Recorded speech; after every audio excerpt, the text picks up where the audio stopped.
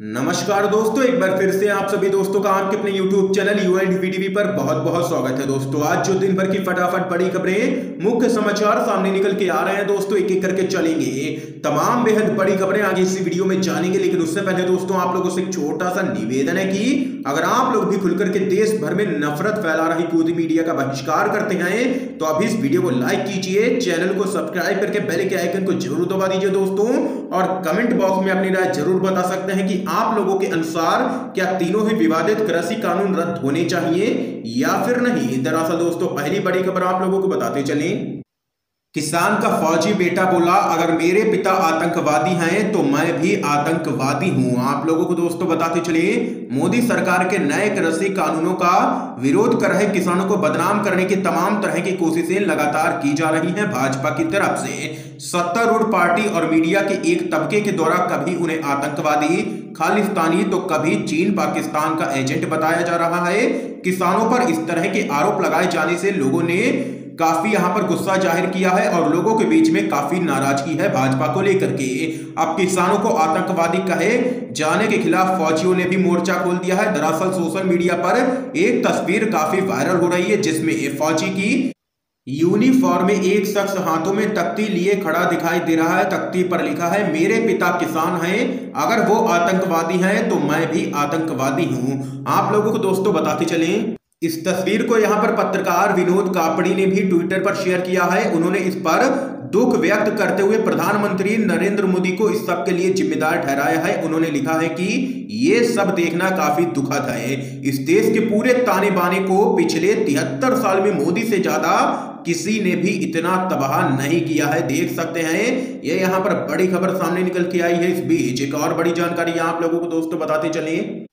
अब मध्य प्रदेश के मंत्री ने किसानों को बताया है देशद्रोही और दलाल, इन पर लगाम अब कब लगेगी। आप लोगों को दोस्तों बताते चले, मोदी सरकार के विवादित कृषि कानूनों के खिलाफ दिल्ली की सीमाओं पर जारी किसानों का आंदोलन दिन पर दिन अब तेज होता जा रहा है, जिससे सरकार पर लगातार दबाव बढ़ता जा रहा है। आंदोलन को खत्म कराने के लिए लगातार केंद्र की तरफ से किसानों को फिर से बातचीत के लिए बुलाने की कोशिशें की जा रही हैं, लेकिन इसी के साथ आंदोलन को बदनाम करने की भी कोशिशें उसी गति से जारी हैं। अब इसमें नया नाम जुड़ गया है मध्य प्रदेश की बीजेपी सरकार में कृषि मंत्री कमल पटेल का। मंत्री कमल पटेल ने विवादित बयान देते हुए यहां पर दावा किया है कि आंदोलनकारी दलाल हैं, देशद्रोही संगठन के हैं। उन्होंने अपने बयान में आगे कहा है कि आंदोलन करने वाले किसान संगठन दलाल, देशद्रोही, विदेशी शक्तियों के इशारों पर पलने वाले हैं। अचानक 500 संगठन सांप, बिच्छू, नेवले की तरह पनप गए हैं। ये सभी देशद्रोही हैं। ये यहाँ पर विवादित बयान दिया है बीजेपी के मंत्री कमल पटेल ने। लगातार बीजेपी नेताओं की तरफ से किसानों को बदनाम करने की यहाँ पर साजिश की जा रही है। इसी कड़ी में एक और विवादित बयान सामने निकल के आया है मध्य प्रदेश की बीजेपी सरकार के मंत्री जो कि कृषि मंत्री हैं कमल पटेल का। दोस्तों अगर आप लोग भी ऐसे नेताओं का जबरदस्त तरीके से विरोध करते हैं तो अब इस वीडियो को लाइक कीजिए और अपनी राय इस खबर पे जरूर बता सकते हैं कि आप लोगों की क्या राय है। इसके साथ ही दोस्तों आइए एक और बड़ी खबर जान लेते हैं। जब किसान जहर खा रहा था तब सब चुप थे और जैसे ही पिज्जा खा लिया सवाल उठने लगे हैं। शाबाश, दिलजीत दोसांझ ने भाजपा के अंध भक्तों को लिया है निशाने पर। आप लोगों को दोस्तों बताते चले, दिल्ली में चल रहे किसान आंदोलन को पंजाबी कलाकारों के साथ साथ बॉलीवुड से भी खुलकर के समर्थन मिल रहा है। बॉलीवुड अभिनेत्री कंगना रनौत के द्वारा किसानों को बदनाम करने की कोशिश पर पंजाब के कई दिग्गज सितारों ने जबरदस्त तरीके से विरोध किया था। इसी मुद्दे पर फिल्म अभिनेता और सिंगर दिलजीत दोसांझ ने कंगना रनौत को जबरदस्त तरीके से काफी खरी खोटी सुनाई थी, जिसके बाद से दोसांझ की लोकप्रियता और भी काफी बढ़ गई थी। तो वहीं दोस्तों अब आप लोगों को बताते चलें, अब एक बार फिर से दिलजीत दोसांझ का ट्वीट चर्चा में आ चुका है। दरअसल सोशल मीडिया पर बीते दिनों एक तस्वीर वायरल की गई थी जिसमें किसानों के लिए आंदोलन स्थल पर पिज्जा का लंगर लगाया गया। किसानों के द्वारा पिज्जा का लंगर खाने की वीडियो सोशल मीडिया पर देखते ही देखते काफी वायरल हो गई। इस पर भी भाजपा समर्थकों ने सवाल उठाने शुरू कर दिए। भाजपा के समर्थकों के द्वारा जानबूझकर किसानों का मजाक उड़ाया जा रहा था। तो वहीं इस पूरे मामले में मुखर होकर के दिलजीत दोसांझ ने एक बार फिर से किसानों पर सवाल खड़े कर रहे लोगों की बोलती बंद कर दी है। उन्होंने ट्वीट कर कहा है कि जब किसान जहर खा रहा था तब तुम्हारे मुंह से कोई सवाल नहीं निकला, और आज जब वो पिज्जा खा रहे हैं तो तुम्हें सवाल याद आ रहे हैं। ये यहाँ पर दोस्तों देख सकते हैं कि लगातार भाजपा के अंधभक्त किसानों को बदनाम करने की कोशिश कर रहे हैं। उनका सोशल मीडिया पर मजाक उड़ाया जा रहा है। इसी पूरे मामले में पंजाबी कलाकार दिलजीत दोसांझ ने भाजपा के अंधभक्तों का कर दिया है मुंह बंद। इसके साथ ही एक और बड़ी अपडेट आप लोगों को दोस्तों बताते चलें।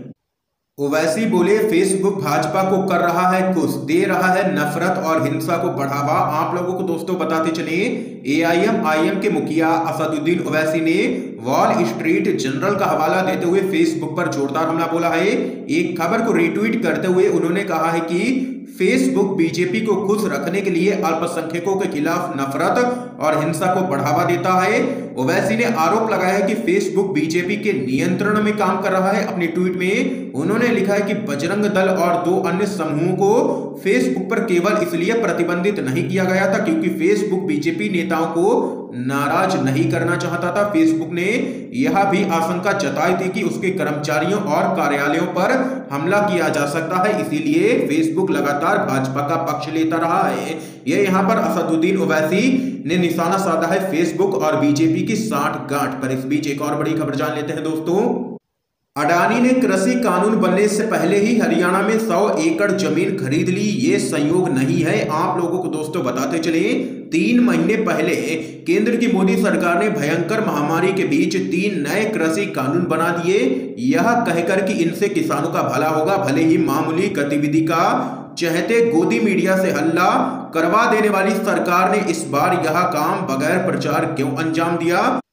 कानून किसानों के भले के लिए बना रहे थे तो किसानों से इस बारे में बात क्यों नहीं की गई? अब आप लोगों को दोस्तों बताते चले, नए कृषि कानून क्या कहते हैं। सरकार किसानों को चुनिंदा फसल की खरीद में जो गारंटी देती है, यानी कि न्यूनतम समर्थन मूल्य की, वह अब खत्म हो जाएगी क्योंकि नई व्यवस्था में मंडियां ही नहीं रहेंगी। दूसरा कानून है खेती अनुबंध पर होगी, यानी कि कॉन्ट्रैक्ट फार्मिंग। किसान मानो बंधुआ मजदूर की तरह पूंजीपतियों के लिए अन्न उगाएंगे, जो अन्न ठेकेदार व्यापारी चाहें जहां चाहें बेचे। सरकार का मानना है कि सरकारी खरीद से यह सीधी खरीद किसान के लिए ज्यादा फायदेमंद होगी। तो वहीं तीसरा कानून है कि निजी क्षेत्र फसल भंडारण के लिए गोदाम खड़े कर सकेगा, इसकी कोई सीमा नहीं होगी, इसमें सरकार का कोई दखल भी नहीं होगा।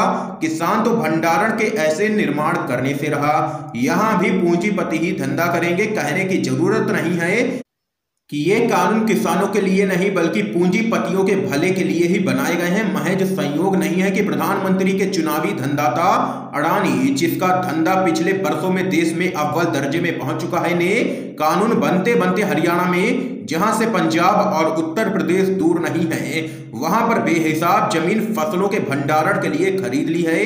नए कायदे में सबसे बड़ी खामी यह है कि अगर पूंजीपति और किसान में उक्त व्यवस्था में विवाद उत्पन्न हुआ तो किसान अदालत में नहीं जा सकेंगे। विवाद का यह निपटारा सरकारी अधिकारियों के स्तर पर ही किया जाएगा, जो कहने को भले ही न्यायाधिकरण कहलाएं, यानी देश की 60 से 70% जमीन जोतने वाले भारतीय नागरिक होंगे, फिर भी भारतीय अदालत का दरवाजा खटखटाने के नागरिक अधिकार उनके पास नहीं रहेंगे।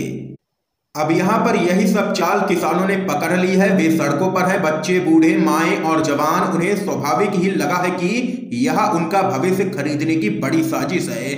विवादित कानूनों के खिलाफ उनका प्रतिरोध एक विराट आंदोलन में अब पूरी तरीके से बदल चुका है। किसान भी आर पार की लड़ाई के मूड में आ चुके हैं। इसके साथ ही दोस्तों आइए एक और बड़ी खबर आप लोगों को बताते चलें। राजस्थान के सीएम अशोक गहलोत की प्रधानमंत्री मोदी से अपील, कहा अहंकार छोड़े पीएम, कृषि कानूनों को ले वापस। आप लोगों को दोस्तों बताते चले, मोदी सरकार के कृषि कानूनों के खिलाफ सड़कों पर उतरे किसानों का आंदोलन लगातार जारी है।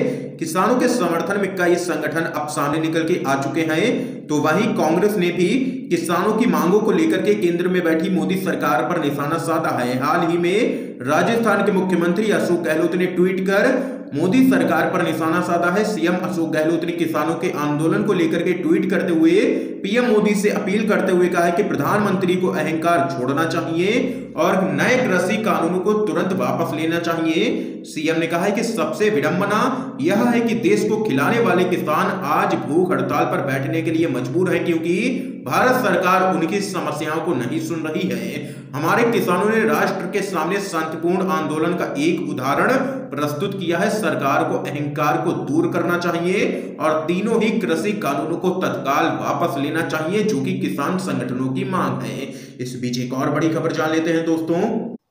किसान नेता राकेश टिकैत बोले, जिस थाने से किसानों को परेशान करेंगे वहीं बांध देंगे पशु। आप लोगों को दोस्तों बताते चलें, किसानों की भूख हड़ताल समाप्त होने के बाद भारतीय किसान यूनियन के राष्ट्रीय प्रवक्ता राकेश टिकैत ने कहा है कि आंदोलन पूरी तरीके से सफल रहा है, किसान वापस नहीं जाएगा। आज रणनीति और भी तैयार की जाएगी। जिन थानों से हमें परेशान किया जाएगा हम वहां पर पशु बांधना शुरू कर देंगे। हम प्रदर्शन शांतिपूर्ण तरीके से ही रखना चाहते हैं। सरकार चाहती है कि यहां पर हंगामा हो और किसान बदनाम हो। ये यहां पर राकेश टिकैत ने लिया है मोदी सरकार को निशाने पर। इस बीच एक और बड़ी जानकारी आप लोगों को दोस्तों बताते चलें। हरियाणा, पहले सांसदों विधायकों को दी जाए कोरोना की वैक्सीन। खट्टर सरकार ने स्वास्थ्य मंत्रालय को लिखी है चिट्ठी। आप लोगों को दोस्तों बता के चलिए, कोरोना वैक्सीन का इंतजार सभी को है। इस बीच हरियाणा की बीजेपी सरकार ने केंद्रीय स्वास्थ्य मंत्रालय को एक खत लिख करके सिफारिश की है कि वैक्सीन आने पर पहले माननीयों को इसे लगाया जाए। राज्य के सांसदों विधायकों को पहले वैक्सीन लगाने के पीछे बीजेपी की तरफ से दलील दी गई है कि चूंकि सांसद और विधायक जनप्रतिनिधि हैं और वो लोगों से अक्सर मिलते रहते हैं, लिहाजा कोरोना से बचाव के लिए वैक्सीनेशन की प्राथमिकता सूची में उन्हें शामिल किया जाना चाहिए। ये यहां पर तर्क दिया है हरियाणा की बीजेपी सरकार ने। दोस्तों, आज की तमाम बेहद बड़ी खबरें सामने निकल के आई जो आप लोगों ने UNDVTV पर जानी है। वीडियो पसंद आया हो तो इस वीडियो को लाइक कीजिएगा, ज्यादा से ज्यादा शेयर कीजिएगा ताकि आप सभी के दोस्त भी इन खबरों को जान सकें। और अगर आपने अभी तक हमारे YouTube चैनल को सब्सक्राइब नहीं किया है तो सब्सक्राइब जरूर कर लीजिए। दोस्तों, वीडियो देखने के लिए आप सभी दोस्तों का बहुत बहुत धन्यवाद।